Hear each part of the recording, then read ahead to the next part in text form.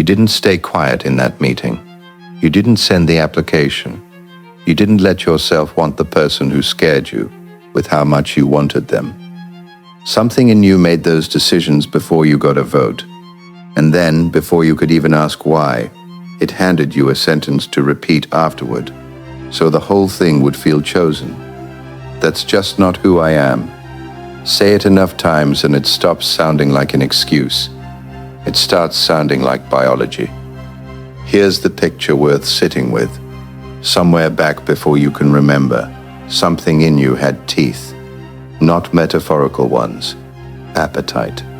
Hunger. The raw equipment an animal needs to take what it wants out of the world, instead of waiting to be given scraps of it. And somewhere along the way, you were put in a cage. Not one with a lock you could point to. A cage built out of other people's disapproval, other people's nerves, other people's idea of a well-behaved animal. And because the cage was too narrow for something with real teeth, you did what any creature does when the bars won't move and the hunger won't stop.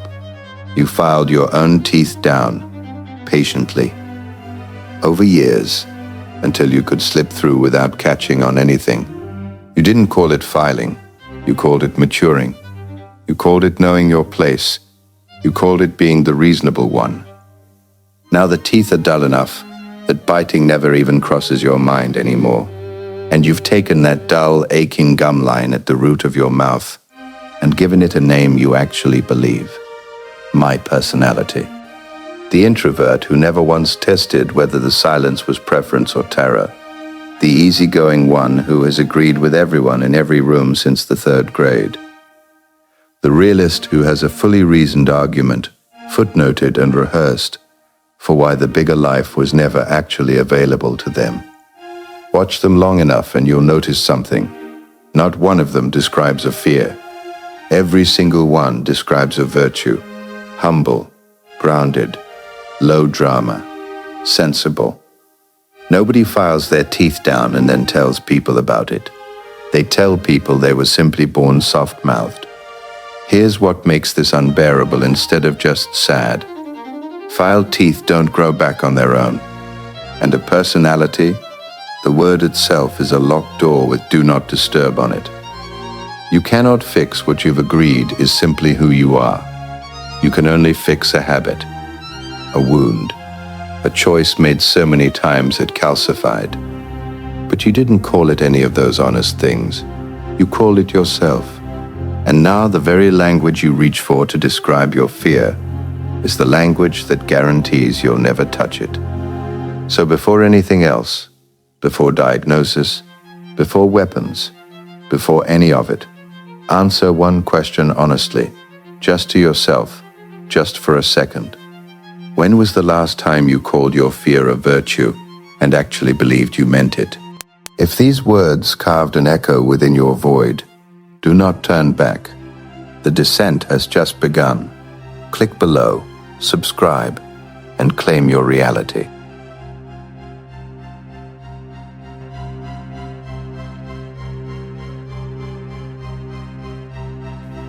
Nietzsche didn't waste time asking whether fear was rational. He asked something colder. Who benefits from you believing your fear is a virtue? His answer sits at the center of On the Genealogy of Morals, and it starts with a split most people have never had named for them. There are two completely different ways a value can be born. One kind says yes first.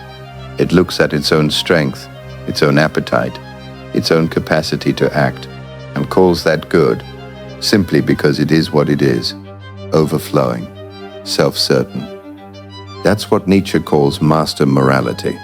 It doesn't need an enemy to define itself against. It just is, the way fire is hot. The other kind is born backwards. It starts with a no. It looks at strength it doesn't have, appetite it's too frightened to act on, and it needs that strength condemned before it can feel anything like peace. So it does something remarkable. It takes its own incapacity and rebrands it as restraint. Its own cowardice becomes patience. Its own paralysis becomes humility. This is slave morality. not because the people living it are enslaved by anyone else, but because the values themselves are reactive, built entirely in response to a strength they resent and can't reach. Watch it happen in a single sentence, this week, in your own mouth.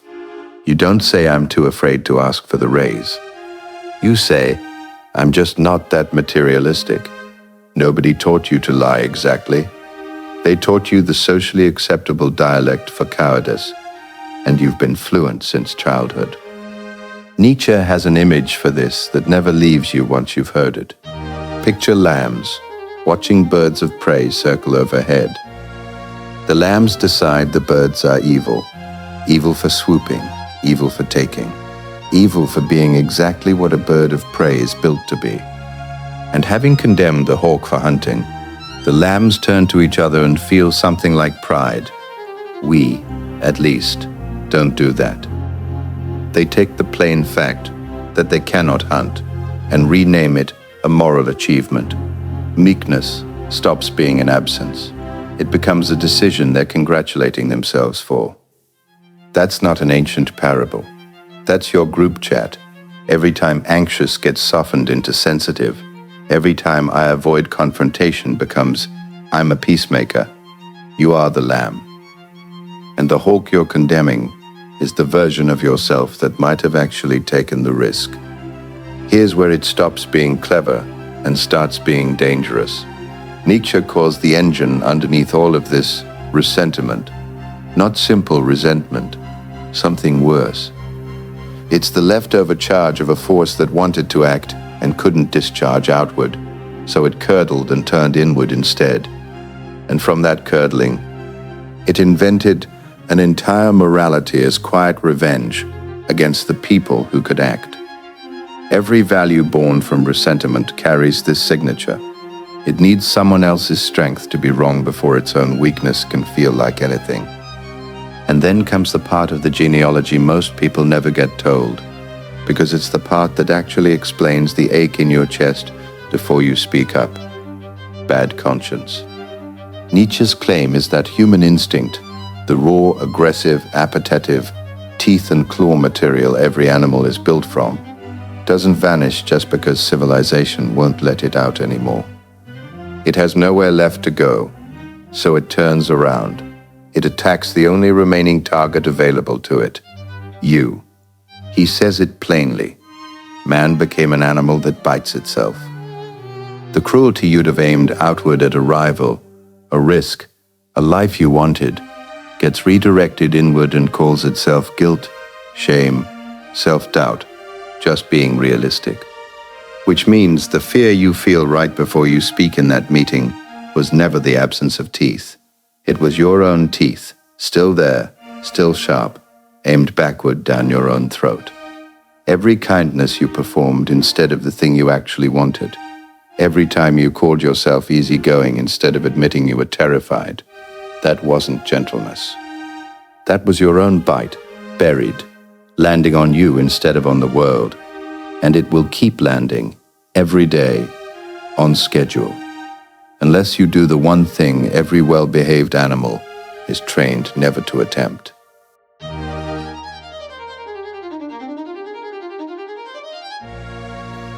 Here's the assumption you almost certainly walked in with, the one doing all the quiet damage, that there's a you underneath the fear, a stable self sitting behind the flinching that simply has an anxious personality the way it has a blood type, fixed, given, not up for negotiation.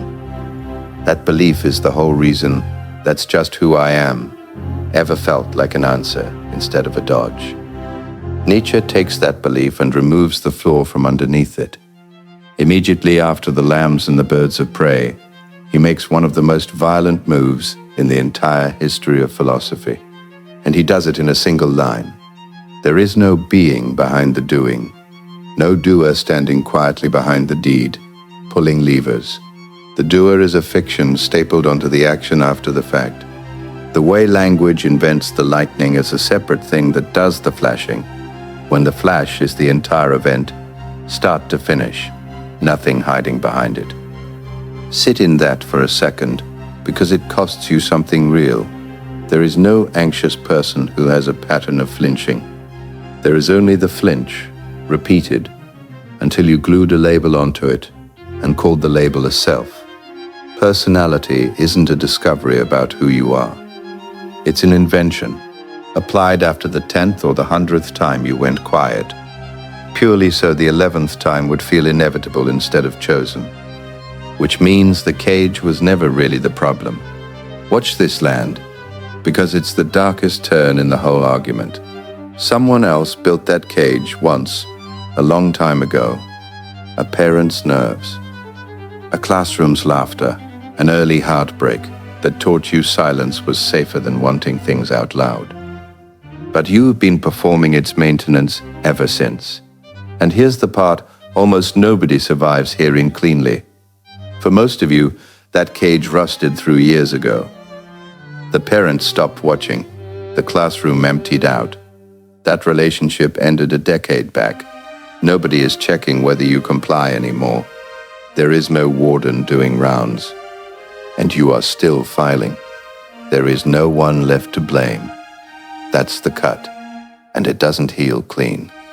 If the bars are gone and the habit remains, then the self-biting isn't inflicted on you anymore. It's authored by you, nightly, on a schedule you keep re-signing. That's not liberation. That's an indictment. Which is exactly the moment Nietzsche brings out his cruelest test, the one from the gay science that he says should either crush you or remake you completely, with nothing gentle in between.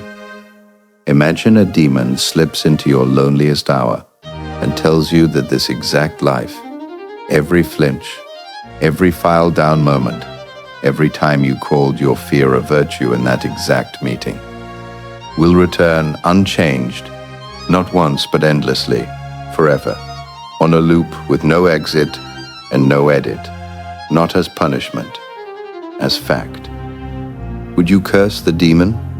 Or is there a version of this same life you could actually will to repeat, teeth and all?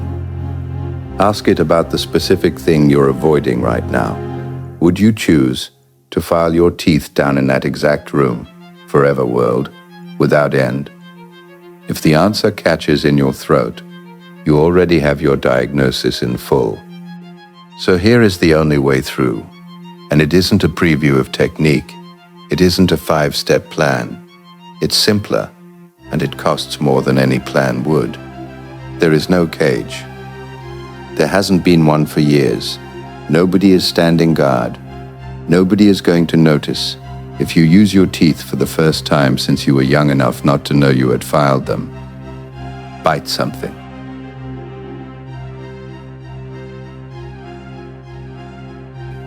Weapon 1. The inventory of lies.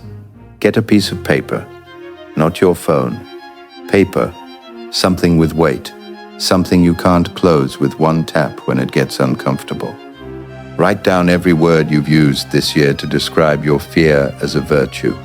Humble, loyal, low-key, grounded, realistic, easygoing. Don't stop at 4. Nietzsche's Umwertung aller Werte, the revaluation of all values, isn't a metaphor about vibes. It's a demand for an actual audit. Go back through every value you've inherited and ask, coldly, whether it was born active or reactive, whether it says yes to something or just says no to a fear and dresses the no up as taste. Now cross out humble and write next to it, in your own handwriting, afraid of being seen wanting something. Cross out loyal and write, afraid of finding out I could leave. This is not a journaling exercise. It is closer to a confession, and it should feel exactly that humiliating, because the moment you can name the lie in your own hand, it stops being able to pass as your personality in the dark. Weapon 2. The furnace Nietzsche never asks you to kill your aggression, your appetite, your hunger to take up space. He mocks the priest for trying that, for treating a strong drive like a tumor to be cut out rather than raw ore to be melted and reforged. What he demands instead is spiritualization. Take the exact charge that would normally come out as a snapped reply, a slammed door, a bitter comment texted and deleted, and instead of swallowing it or firing it wild, put it through the furnace. Shape it into one blunt, well-timed sentence of honesty in the room where it actually matters. Say the true thing you'd normally choke on, at the volume of a person, and not an apology. This costs more energy than avoidance ever did. Avoidance is cheap. That's precisely why you chose it for years.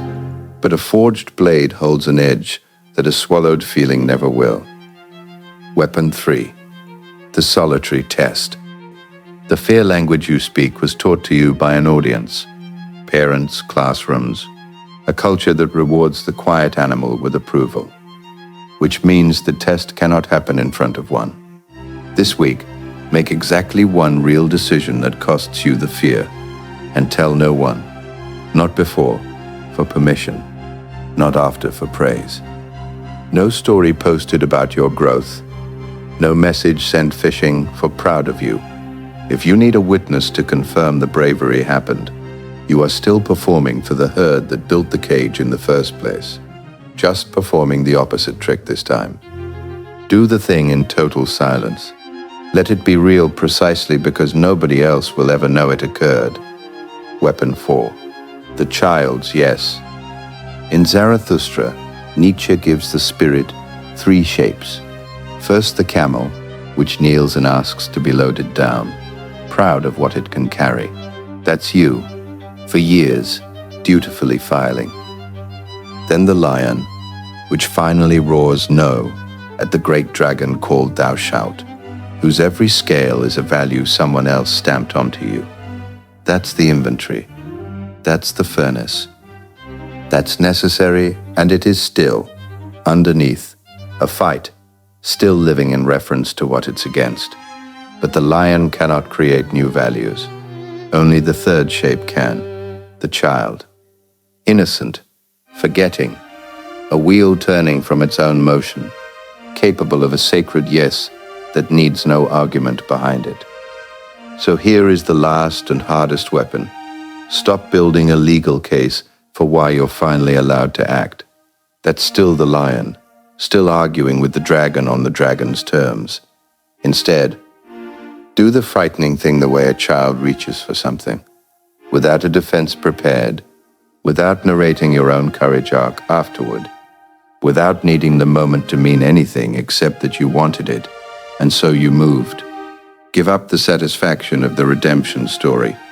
Just act, uncommented on, even to yourself.